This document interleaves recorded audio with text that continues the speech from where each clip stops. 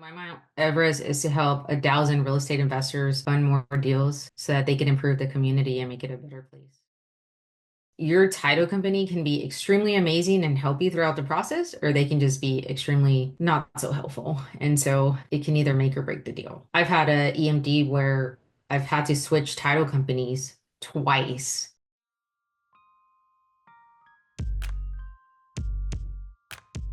Hello and welcome to Dreams Start on the Path to Own Your Time podcast. I'm your host, Edgar the Connector, and guest Brenda Villafranco. How are Edgar, you? thank you so much for having me. Appreciate you. Thank you, thank you. So I saw a post recently. You did 1 year in Gator.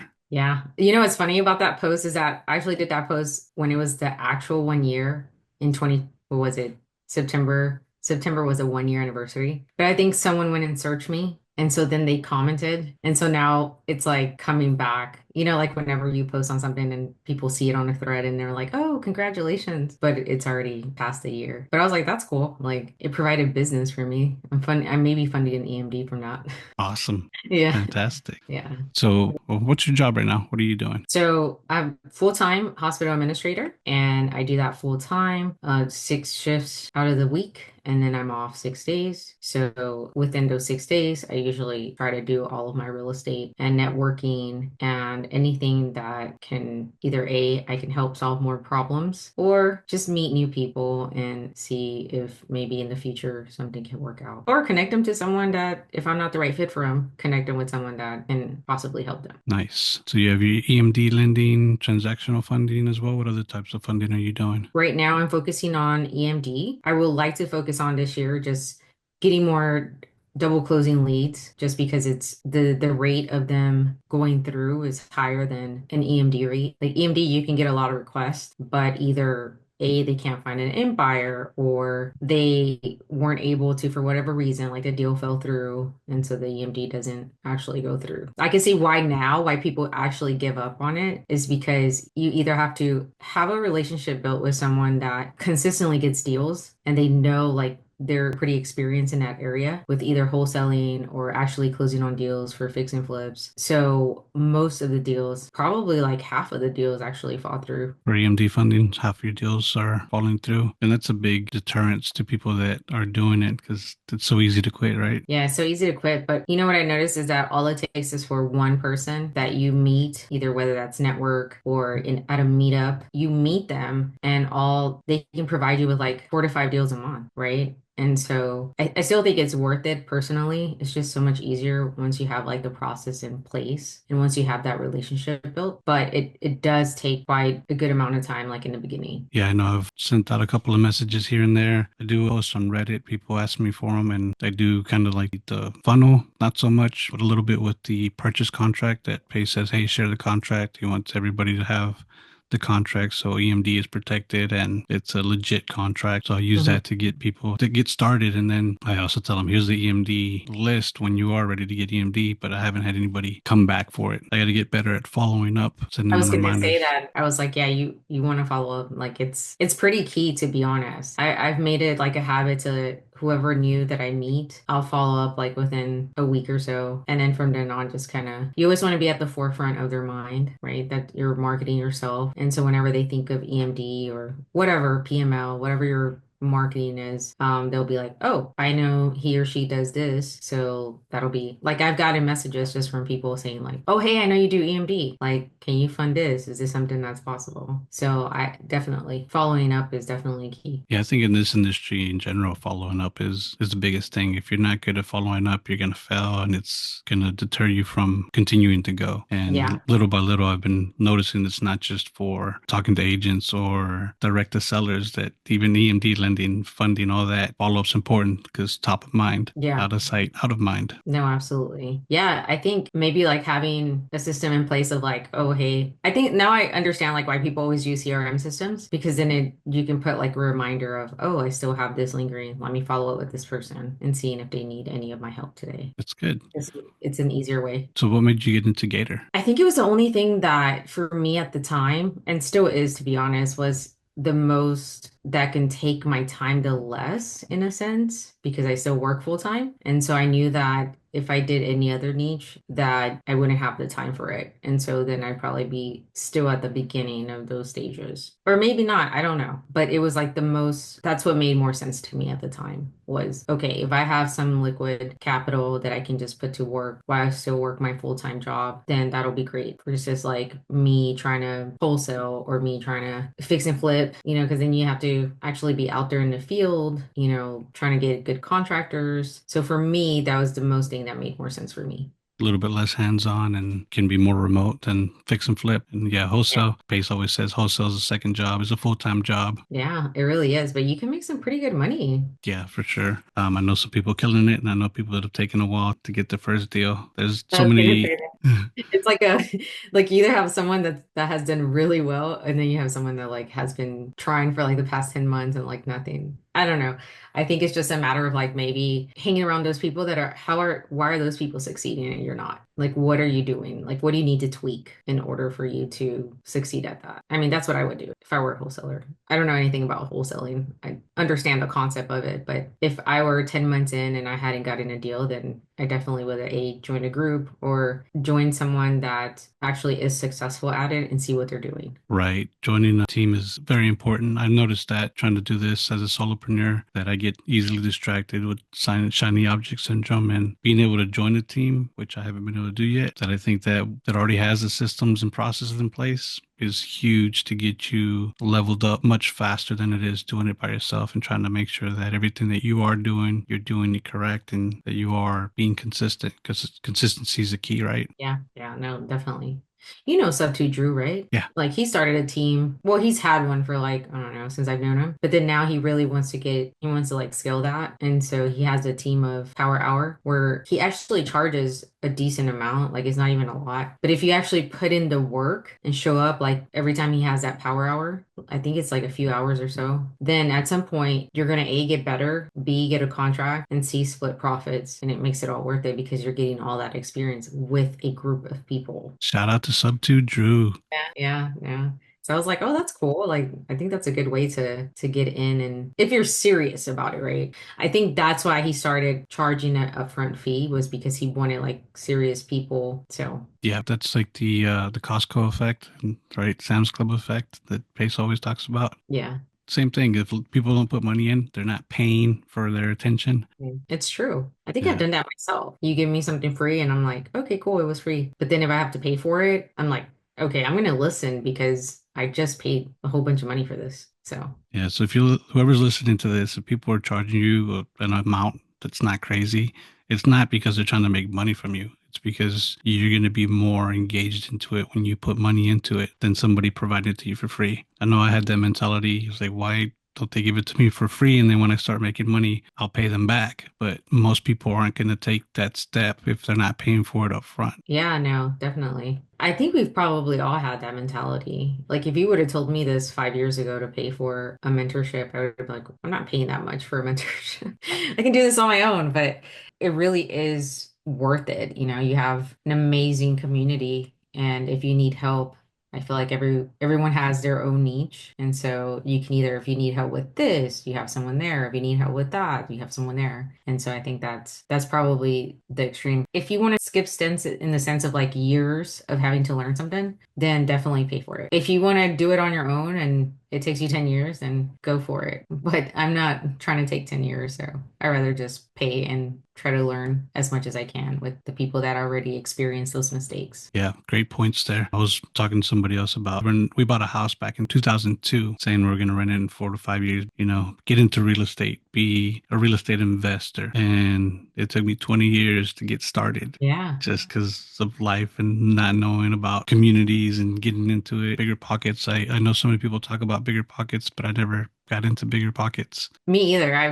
I started listening to their podcast. That's actually how I got into real estate was really because I landed on like their page and then I didn't realize they had four types of podcasts. And so I just downloaded all four and was listening to the ones about like rentals. And then they have another one like every Friday is like a testimony of someone becoming like financially free and what they're doing, just with real estate. And so that's kind of what got my attention. But I never joined their community. Like there was never like that for me to join the community. And Right. so, but I mean, I don't know, maybe it's great. I just, my experience, like I ended up going with Pace's community. So, which was totally worth it, to be honest. Awesome. Shout out Subto community Yeah. pace. If you think it's a mentorship, yeah, there's some mentorship included with it, but it's all about joining the community, meeting wonderful people like Brenda, Subto Drew, and other Edgar. 10,000 people. Yeah. Meet amazing people like Edgar. Yeah, for sure. Thank you. I'm trying to get there. So talking about how you got started in real estate, but did you ever dream about being an investor or financially free or things like that when you were younger? No. What's so funny is that I've been in healthcare since I graduated college, and that's all I've ever known. So for me, it was super new. Like I'm still learning a lot. Even initially, I was like, what terms are these? Like I was still kind of like, I've never heard this before. Yeah, I was definitely a beginner for sure. But I was in like a healthcare bubble. Like nothing else existed except for that. And that's all I Get that really needed. tunnel Yeah. vision, nothing else. Yeah, and so, I have so much experience in that field, but now that I'm in real estate, it's just like exciting just being able to, it's like a whole new world for me, to be honest. So anytime I get to network, get to like meet new people, like it's nice to know that I can call someone that lives in California and I could do a deal with them. And it's pretty nice that you have a relationship with that person. Or I can go to New York and, visit Kevin Show or something like that. You know what I mean? Like it's just cool. You have different people in different states. And I don't know if that would have been possible if I would have just stayed in healthcare. So definitely. No, so I didn't dream of it. I never in a million years thought that I was going to go into real estate, to be honest. But I'm definitely glad that I always knew that I was going to have some kind of a business. I just didn't know what early on. And when I say early on, like high school, college, I just didn't know what. And here we are, right? And so now, now it's like funny because it's like, oh, like what I thought about 15, 20 years ago, it's now coming to fruition. And I feel like it's never in our timing, but I love how it aligned. I know sometimes I hear people say like, I wish I would have started 10, 15 years ago. But then I don't think you would have been as mature to handle that 10, 15 years ago. Or at least I wasn't. I think if I would have started real estate 10, 15 years ago, I don't know if I would have been as successful as I am You can't now. do that in elementary school. Right? Yeah. Trying to learn how to read here. And so, yeah, so I think it's just once your timing aligns and it aligns for a reason. I think if you're given something early on, then you're not gonna be able to hold on to it. Yeah, everybody's got their path and their timing, their everybody's chapters, different links. So Mhm. it's yeah, that just keep on moving forward, being progressive. You talked about having a business, but you weren't sure. That was my next question. So you didn't dream about real estate, but if you had dreamt about entrepreneurship, but that wasn't even on your radar, really, you kind of knew it, but you just didn't know what you would get into. And I guess when you got into bigger pockets and learned about Pace, you said, well, real estate's something you could do as an entrepreneur. Yeah, I was like, wow, this is. I think the moment I went in for it, I was like, and I started getting traction, I was like, oh, this is really possible. Just like the way I heard that Bigger Pockets podcast, I said the same thing. I'm like, oh, this person did it. I can totally do it. And I think it was just that, kind of like that small momentum. You get one deal and you're successful, and then you're like, okay, I can get more deals. And then it just keeps going and going and going. And then now I just have to find more ways creatively because it's quick to run out of money once you put your money into deals, right? So now you're like, okay, how else can I get more capital? And so I think this is where like the building relationships, having that kind of connection is good and earning people's trust. I think that's always good too. Just be your character being in the forefront and being with people that their morals and their values align. And I think that's probably what's been key for me to be able to find more deals than I have the capital for. So when you mean by running out of funds, it's not money that's been wasted, but it's money that you have deployed and waiting to get paid back plus the returns. Yeah. Yeah. So, it's funny is that I was talking with someone the other day and they mentioned like, yeah, you put your money, you think you have a lot of money until you put your money into 3 deals and then you're like, okay, maybe that wasn't a lot of money. Yeah, just recycling all over again. And so it's just nice to have where I can call someone and say, like yourself, right? We've done deals together. And so call you and say, hey, I need XYZ. And you're like, okay, like I'm in it. So that's always cool. Yeah, thank you for that. I appreciate it. You've got me all my deals that I've done with Gator. Yeah, yeah, no, for sure. Funded to What's so finish. funny is that I was like, oh, I didn't know you hadn't done a deal. I'm like, interesting. So, but again, your niche is not lending. Your niche is something different. I'm And trying to so, figure out what my niche is.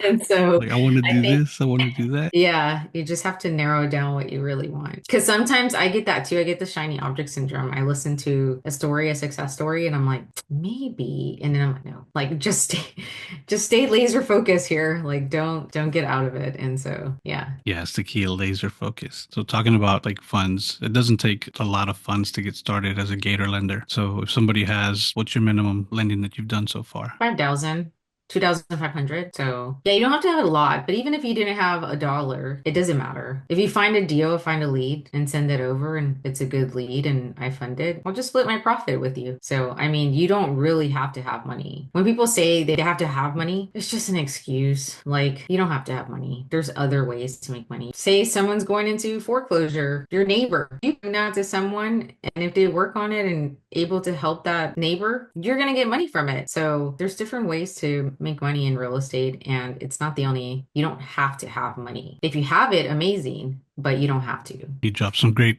nuggets there of information. Yeah, just communicating. Anybody just communicating to your neighbor, telling them about, you don't have to ask them directly. One thing you mentioned recently in a conversation is about indirect messaging. Instead of asking somebody particular, hey, do you have this or do you need this? The word it is, do you know somebody that does this or that has this or that needs help with this? Yeah, yeah, no, it's definitely, I feel like it works most of the time, to be honest, instead of asking directly. So I actually think it works for me too. If someone tells me that, I'm like, wait, and I have capital. I'm like, hold on, I can probably do that. Yeah. So yeah, no, for sure. You don't have to. But I think it's just, again, like having that mindset shift of abundance and you know that you're operating out of abundance, then the opportunities are endless. And so if you know that there's an opportunity everywhere you go, then that's exactly what's going to happen is that doors of opportunities are going to open. And so if you have scarcity mindset, you're going to think like, I won't get that opportunity because I don't have capital. And so that's exactly what's going to happen. You're not going to get opportunity. So you got to make sure that your mindset is on the abundance path. That way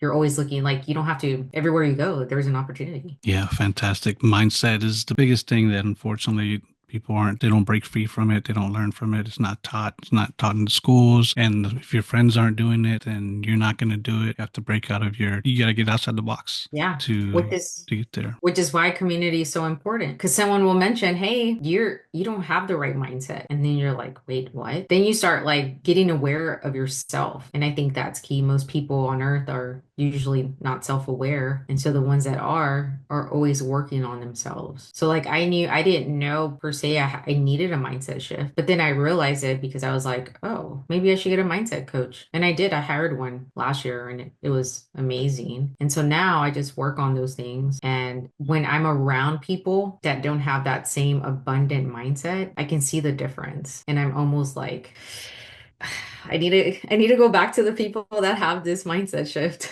because it's like you feel so, it almost feels Agreed. like yeah, like how can I help them see that without them being offended by it, you know? Yeah. It's kind of like they're in the Matrix and you got your Yeah. mindset coach and got you Yeah, out of the Matrix. you're like looking, you're like, oh man, like Disconnect. I can see it. Yeah. Cool. Yeah. So if you want to join the community, we have a link below. If you want to reach out to Brenda, she has it posted on Instagram for Brenda Builds Wealth.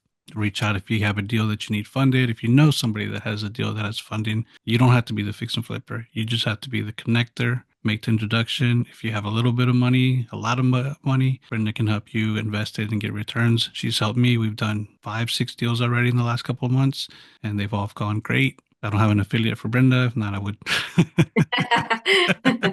post a link for that. But you can reach out directly to her. Yeah, no, definitely. Thank you. Appreciate If that. you don't mind me asking, how much have you made on Gator during your first year? A little bit over six figures. Awesome. Yeah. Yeah. Fantastic. So once you started Gator and you went through the course, what got you your first deal? Networking. I did like the training. Like the first month I was like really focused on the training. And then I told myself, okay, now that I feel like I got the basics of it, let me just go ahead and just start taking action. And so I just started scheduling on my days off like 3 to 4 calls a day and then just meeting people, their experience. And to be honest, I felt initially because all I knew was healthcare, I felt initially like, oh, I don't have any value to provide to people. And so I just started getting on calls with people and seeing like how I can provide them value. And that's eventually, I think 3 weeks within me taking the action of those calls, I saw a deal and someone mentioned it. And so that's kind of where I was like, oh, I feel like this deal would align with what I have, with the amount of time that I want my money out. And so I went ahead and scheduled a call with that person, went over the deal, and I was like, okay, let me kind of think about it and look through it, do my due diligence. And then the next couple of days or so, we scheduled a call with like the borrower, and it went well. Like my first deal, almost don't even want to count it to be honest, because it was too smooth of a deal. So my first private money lending deal was too smooth where I didn't have any trouble. The borrower was great, the communication was great, and it was actually paid out the day it was due, which is rare in real estate, to be honest. I feel like something happens, right? Like even last summer, if you did PML for a fix and flip in Florida, a lot of people got delayed because there was a hurricane and then there was a second hurricane. So it could definitely happen. Or if you had a fix and flip here that you did private money lending for, we had a hurricane too. And so that put a lot of fix and flippers delayed for at least a few weeks to a month. So just know that when you do private money lending, you're not going to get your payout that day for the most part, unless everything just goes really smooth. And that's almost like rare. So my first EMD deal, same thing. It was pretty smooth too.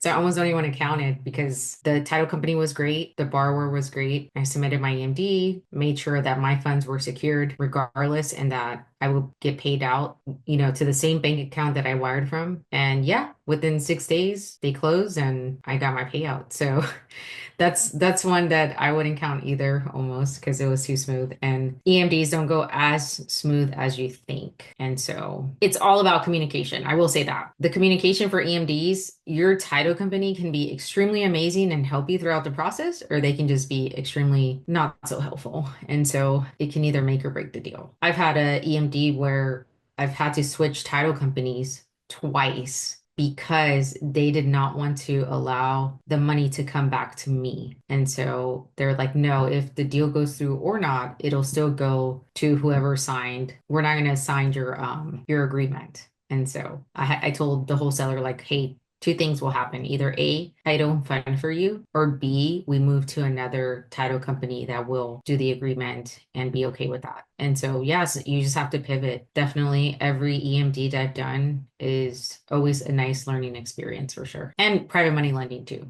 There's always like, it's never going to go, you'll learn something new each and every time. So the title company the one that finally did it, you want to give them a shout out? Yeah, it was, gosh, it was a title company in San Antonio. I can't remember the name.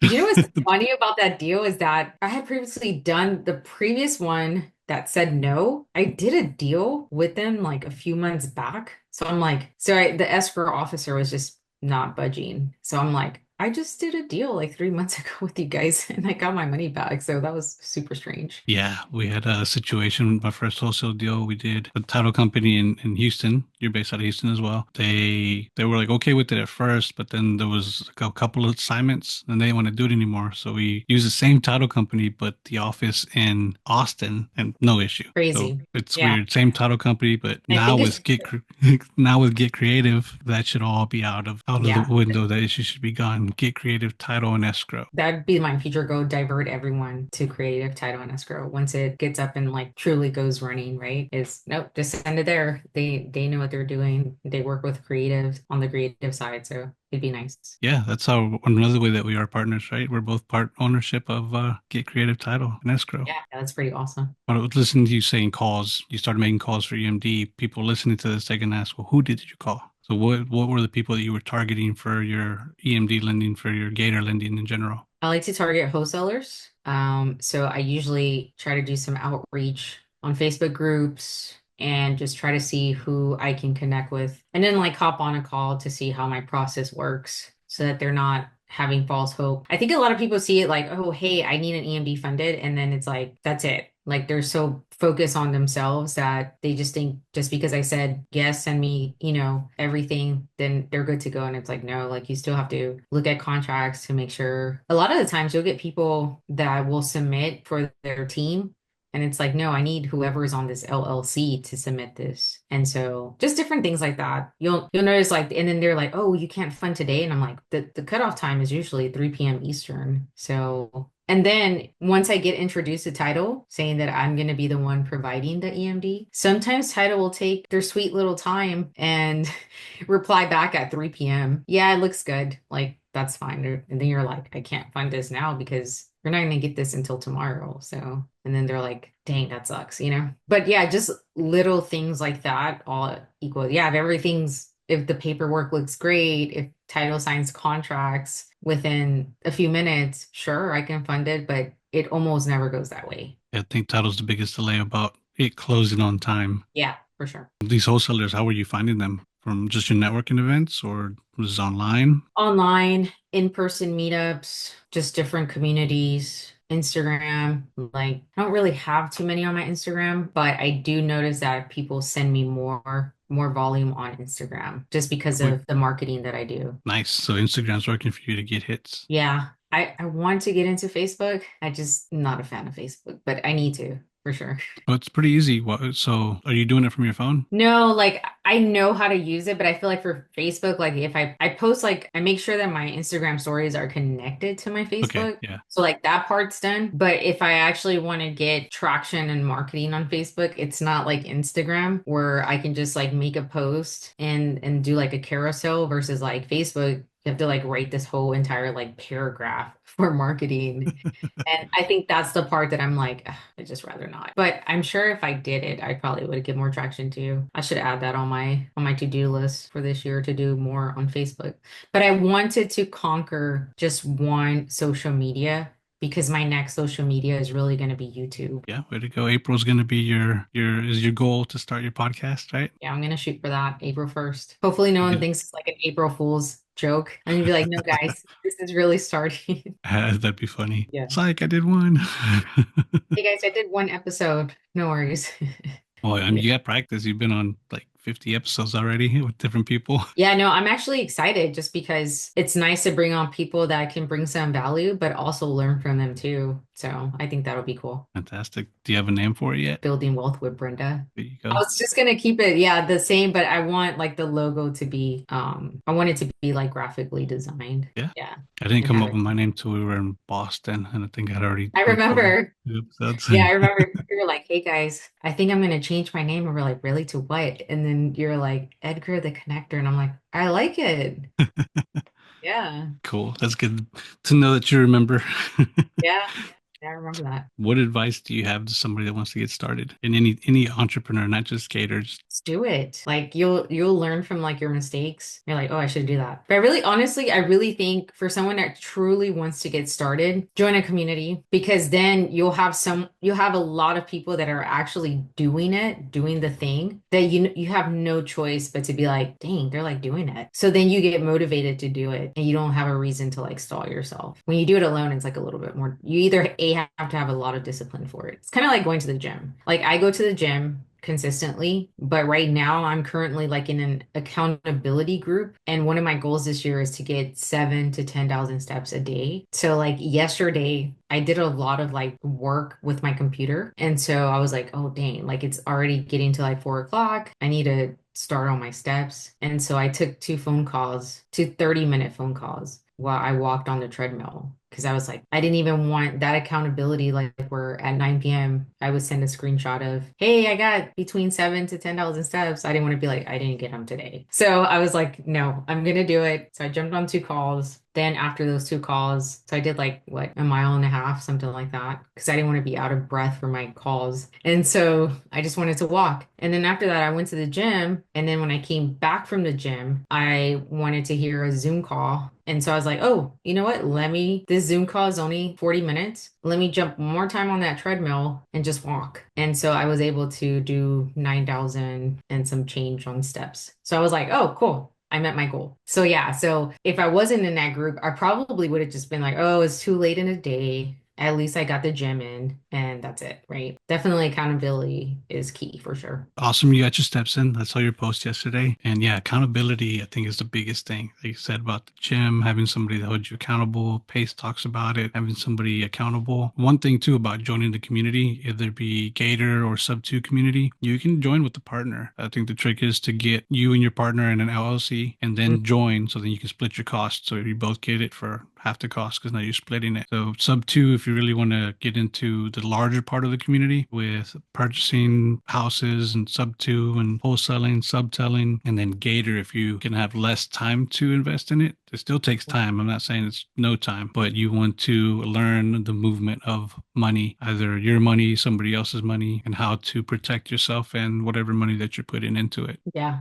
no, definitely. I actually had someone reach out to me maybe 3 months into Gator, 4 months into Gator, and they just wanted my opinion of how I like the community. And so I told her like, hey, this is what I'm doing. I think at that time I was already on my third deal. And she was just like, okay, I just want to make sure like what I'm investing in is something that I know would be worth it. And so I'm like, oh, it's totally worth it. And, I said, if you like, you're more than welcome to just add me like on Facebook or Instagram and just see how I'm doing and reach out anytime. And so anytime she saw like any success story, she was like, oh man, like I'm really gonna join in. And I was like, okay, like, I'm not trying to sell you something.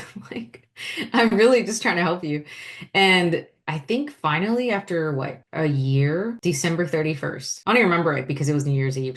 She sent me a message on Instagram or Facebook and she was like, hey, just want to let you know, like, I finally joined Gator thanks to you. And I was just like, oh, nice. And so I was like, let me know if I can help you. We can jump on a call and see how yeah.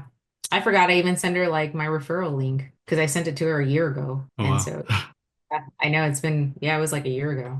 And she finally joined. So she's in there. Took her a Yep. bit to get started, but you did it. Yeah, she And did she it. got Like, encouragement to you. yeah. Congratulations. Awesome. You being a leader that way, getting people to get out of that comfort zone and join the community. No, for sure. You don't go anywhere with your comfort zone. So you might as well just start. Yeah, biggest thing, right? If you're Yeah, starting, get out of your comfort zone because if not, you're not going to grow. that's right. Going Yeah. back No. to the gym, you got to work out your muscles. You got to tear your muscle to grow it. Mhm. Yeah. And Yeah, then when you join Sub2 or Gator, it's business expense once you get your LLC with your partner. So you've brought your expense down by 50% and you're going to get a tax write-off on it because it's education for your business and you're growing yourself. There's right. the only way you don't win is if you do it and then you don't do anything with it. Exactly. Yeah. No, definitely. If you don't do anything, then yeah, it was just a waste of money. But if you actually do something with it, it was totally worth the cost. It's worth it. But just know that you still have to do the work, right? Nothing's gonna fall on your lap. Just take action. Even if it's just small steps, you can still take action and meet someone. All it takes is for you to meet one person and they can literally change the trajectory of your life. Yeah, exactly. I think Pace said that the one person could be the map to your treasure, Yeah, which it's is true. an amazing saying. Do you have a team now in your No team. I have a handful of people that I've met in the community, and I'm sure we'll still do more deals together in the future and maybe some partnerships. I don't know. We'll see. I'm just still working on building those relationships. And I did tell myself that this year I wanted to focus and nurture those relationships. awesome? So, You had your goal set. Have you done yeah. your goal setting for 2025? Yeah, I did my vision board. I put it on my phone lock, so I have no choice but to see it. Yeah. That's awesome. It's What about surprising you? how Did you well do yours? I did a vision board, so I do have it on my screen lock as well. I did that. Pace said that. I was like, yeah, that's a good idea. Indirectly, I've known that's worked because I've done it so many times. Back 10 years ago, I was like, I'm gonna get this car, and every time I got home, I had that car posted like at the entrance of my garage door. So every time I'd walk in, I'd see that car, and like 6 months later, I had that car. And I've done that with I think so many countless other things, but on such a small thing, I haven't opened up my mindset again to really push that vision for the manifestation. You know, a lot of people want to stay away from that because they're like, hey, manifestation. But even Armando Cruz, have you spoken to him? Do you know him? Mm-mm. I don't know him. No. So we did a podcast, and that was his biggest thing. He went from in 6 years, 5 years, owning 250 doors, no banks, all private money lending just from family here and there. And now he owns 11 restaurants as well. I was like, what happened? He Oh, goes, I was here wow. in the States for 11 years and I thought I was going to be rich. I went to Joe one day and then I was like, what am I doing? And he just changed his mind, gratitude, manifestation. He got into Rich Dad, Poor Dad. And from there, it just Started. floodgates open and he's consistent with it and he's teaching other people as well. So yeah, Yeah, shout out to mindset Armando shift. Cruz. Mindset shift for sure. But I actually like the vision board on your iPhone lock screen because you have no choice but to see it. What's actually been really cool about that ever since I did it the first week of January is that I have some people on that iPhone screen and I'm like, whoa, like I've been talking to those people more and I've been doing deals with those people. So I'm like, that's so cool. Right. But it's because it's like subconsciously, like my mind is taking it all in. They're seeing those Yeah, people all the time. it's difficult to explain, but there's proof showing that it works. For sure. Absolutely. What's your Mount Everest from the Owners Club? Or also, you have the Owners Club shirt on. We're both in Owners Club. It's Pace's smaller community, and he's Yeah. giving us a big goal called our Mount Everest. What do you have set for that? So my Mount Everest is to help 1,000 real estate investors fund more deals so that they can improve the community and make it a better place. Will that change? I don't know. But for now, that's definitely my goal. I think I'll have to eventually start a funds of funds so I can help that Awesome. one. Yeah. Well, I'm one of those 1,000. There we go. Yeah, there you go. Yeah, for sure. And I Yeah, for wouldn't sure. say just real estate investors. I'd say just people in general to widen it out because a lot of people have the funds available. They don't realize they can be real estate investors. I don't know how many people I've spoken to. I say I invest in real estate. They're like, oh, you're an agent. Can you help me sell this house? Yeah, that's true. Got to separate the agent from the investor and go from there. Do you have any rentals, any portfolio properties? I do have a long-term rental and then I do have an Airbnb arbitrage. And Airbnb then arbitrage. yeah, Nice. and I have a partnership like a PMP with a Subto house in Conroe that we split cash flow and equity half and half. Oh, and a pad split as well too. Partnership on a pad split. So yeah. And Awesome. actually So all of this, none of this was like possible. Like I would have never joined the community. So your long-term rental, where's that at? it's like 5 minutes from the Heights. Okay. Yeah. Good spot. Yeah. Up I'm north. debating if I should do like a midterm rental slash Airbnb hybrid, but we'll see. My tenant lease is over in the summer, and so if she doesn't renew, then I'll probably think of doing that. I'll see. I don't know. We'll see. Yeah, you have a lot of people that are doing co-living. So is your pad split in Houston as well? No, it's a little bit out of like Dallas, Okay. outside of the city of Dallas, yeah. Who'd you partner up with that one, if you don't mind me asking? Maria Consenza. Okay. I Mhm. think I know her. I know Ayan, he's up there. He's from Kazakhstan and Who he's got a is? couple of Ayan is his name, Ayan. Ayan. Oh, I don't know that He person. joined Subto and he's got, I think, 6 properties now. I did a podcast with him probably about 3 months ago. So he's in Dallas doing co-living, San Antonio as well. Shout out to Ayan. So you have Conroe as well. And your Airbnb's in Baytown, right? Hmm.